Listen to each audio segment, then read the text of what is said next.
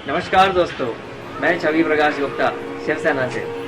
बहुत सारी बातें अब तक आपसे शेयर कर चुका हूँ, मोदी सरकार के बारे में, काले धन के बारे में। लेकिन ये जो सरकार है, ये कोई भी सरकार आ जाए, राजनीति के अलावा और पीछे कुछ नहीं सूझता।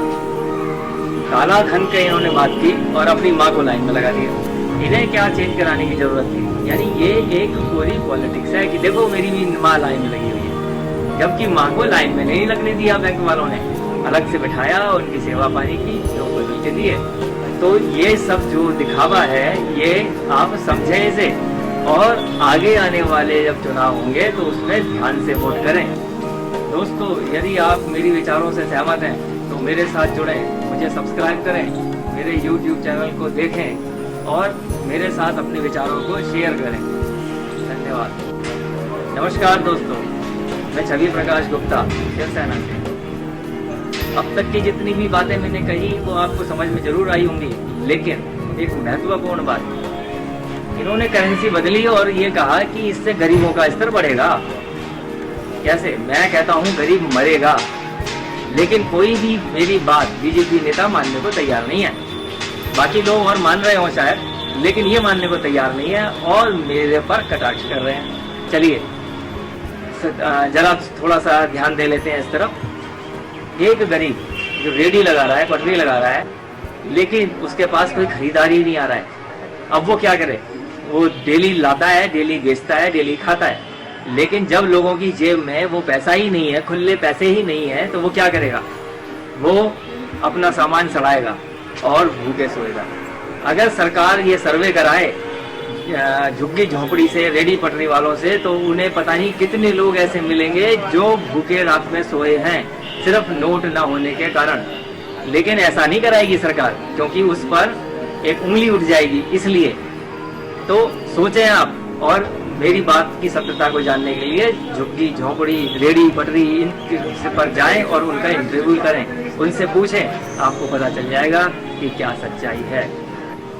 दोस्तों, यदि आप मेरी विचारों से सहमत हैं तो मेरे साथ जुड़ें, मुझे सब्सक्राइब करें, मेरे YouTube चैनल को देखें और मेरे साथ अपने विचारों को शेयर करें। धन्यवाद। नमस्कार दोस्तों, मैं छवि प्रकाश गुप्ता शिवसेना से। सरकार से यह पूछना चाहता हूँ कि यह जो कदम उठाया है, ये गरीबी हटाने के लिए है या गरीबों को हटाने के लिए है? जिनके पास धन है वो तो सिर्फ अपना धन ही खोएंगे, लेकिन गरीब तो अपनी जान खो रहा है। बैंकों पर लगी भीड़ और शाम को 50 से 100 लोगों का घर खाली हाथ वापस चले जाना, उनका नंबर ही ना आना, ATM पर सुबह से लेकर शाम तक कैश का ही इंतजार करते रहना, क्या यही गरीबों के भाग्य में लिखा है? ये सही नहीं है। एक गरीब जब रात को भूखा सोता है तो सरकार उसकी तरफ कोई ध्यान नहीं देती, लेकिन जब वही गरीब पैसा कमा लेता है तो सरकार को टैक्स चाहिए। क्या मतलब है इसका? यानी सरकार भूखों के लिए नहीं बनी है, ये अमीरों के लिए ही बनी है। अन्यथा कोई भी सरकार ऐसा क्यों नहीं सोचती कि जो गरीब भूखा सो रहा है उसकी खबर उस तक पहुंच जाए और उसकी मदद हो जाए। सरकार तो वही है जो एक एक इंडिविजुअल के पास पहुंचे।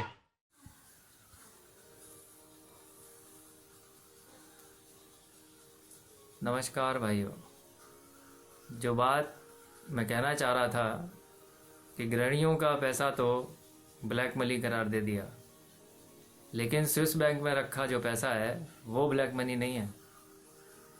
वो जब भी भारत में आएगा वो वाइट ही करार दिया जाएगा, क्योंकि वो डॉलर और यूरो के रूप में होगा। लेकिन जो गृहिणियों का पैसा है वो ब्लैक मनी है। जबकि ब्लैक मनी होता क्या है? ब्लैक मनी वो होता है जो व्यापारी मुनाफे पर कर नहीं देता, वो ब्लैक मनी कहलाता है। लेकिन वो किसी से छीनता तो नहीं है, मारता तो नहीं है। दूसरा, क्या एक सर्विसमैन जो कमाकर लाकर अपनी बीवी को देता है और बीवी बचाती है और वो 10 लाख रुपए इकट्ठा कर लेती है बचाते हुए, तो क्या ये ब्लैक मनी है? नहीं, ये ब्लैक मनी नहीं है। लेकिन हमारे बड़े बड़े इकोनॉमिस्ट इसे भी ब्लैक मनी मानते हैं, क्योंकि घर में आप कैश नहीं रख सकते। कैश रखने की एक बैंक ने लिमिट बना रखी है, इसलिए आपको बैंक में ही रखना पड़ेगा। लेकिन मैं तो बस ये बात जानना चाहता हूँ कि ब्लैक मनी सिर्फ गृहिणियों के पास ही मिल रहा है, इन नेताओं के पास नहीं मिल रहा। बीजेपी के तो एक भी नेता के पास नहीं मिला, और जो बीजेपी के मददगार इंडस्ट्रियलिस्ट हैं उनके पास नहीं मिला, क्योंकि वो सारा पैसा जियो में लगा देते हैं या इधर उधर कहीं लगा देते हैं। क्यों लगा देते हैं? क्योंकि उनके पास पहले से इन्फॉर्मेशन हो जाती है। तो ये जो है ये एक नाटकबाजी है, लोगों को फंसाने की, परेशान करने की। इसके क्या फीडबैक आएंगे?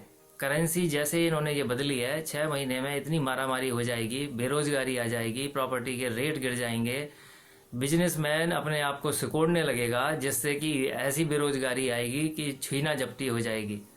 किसान पल दो पल के लिए बहुत खुश होगा क्योंकि उसका सामान दोगुने रेट पे बिकेगा, लेकिन जब वो बीज ढूंढने जाएगा या खाद ढूंढने जाएगा या डीएपी या यूरिया ढूंढने जाएगा तो उसे कुछ नहीं मिलेगा, ना सब्सिडी मिलेगी और ना ही उसे सही कंट्रोल रेट पर ये सारा सामान मिलेगा। उसे सब कुछ चौगुने रेटों पे मिलेगा।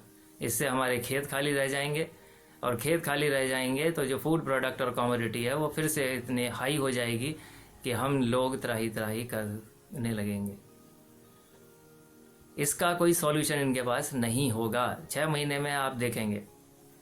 अब ज़्यादा ना कहते हुए मैं तो यही कहूँगा कि दोबारा मोदी सरकार कभी नहीं। धन्यवाद।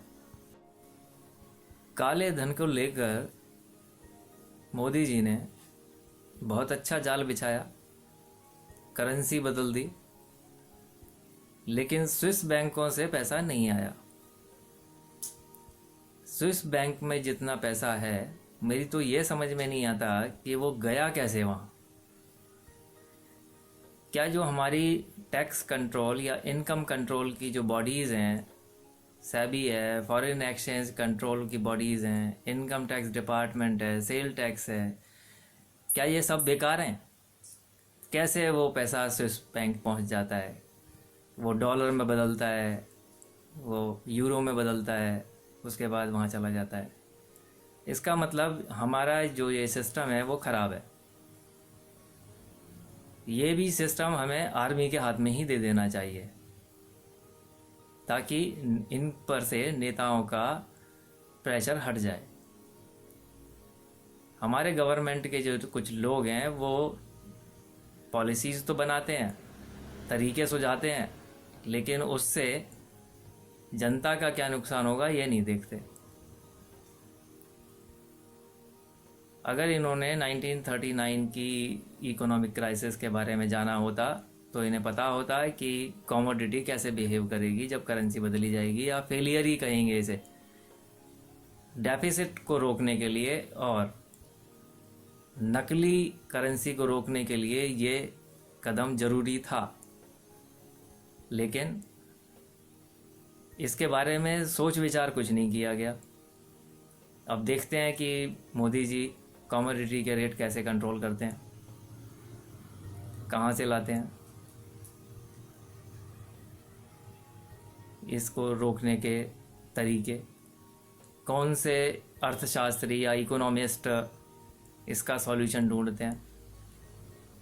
जबकि मेरी नज़र में तो इसके 2 ही सॉल्यूशन है कि हमारा जो वर्क पावर है वो अब जाके फॉरेन में काम करे, वहाँ से करेंसी लाए, या फिर हम एफडीआई को एनकरेज करें ताकि बाहरी देश हमारे देश में पैसा लगाएं और रोज़गार उत्पन्न करें, जिससे कि हमारा जो किसान है उस तक बीज पहुंच जाए और वो खेतों में बीज डाल दे।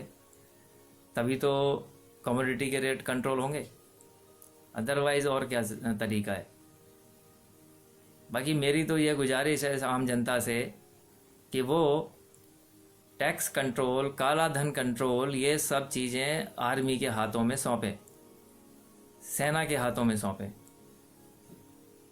क्योंकि ये काला धन कह रहे हैं कि सरकार को टैक्स ना देना काला धन है, लेकिन सरकार के कुछ चंद लोग इस टैक्स को आपस में ही बांट लेते हैं।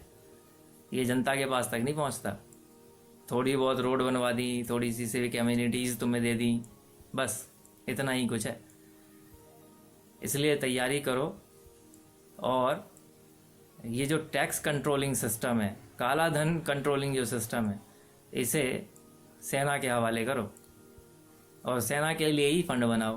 फिर देखो कैसे रुकता है काला धन, देखो कि कैसे वापस आता है स्विस बैंकों से पैसा, काला धन। ये नेता वेता कोई भी नेता आ जाए ये कुछ नहीं कर सकते। तो मेरी गुजारिश है कि सेना को मजबूत बनाओ, वही हमारी मदद कर सकेगी। धन्यवाद। नमस्कार भाइयों, मैं छवि प्रकाश गुप्ता आपको थोड़ा सा बताना चाहता हूँ मोदी जी के बारे में।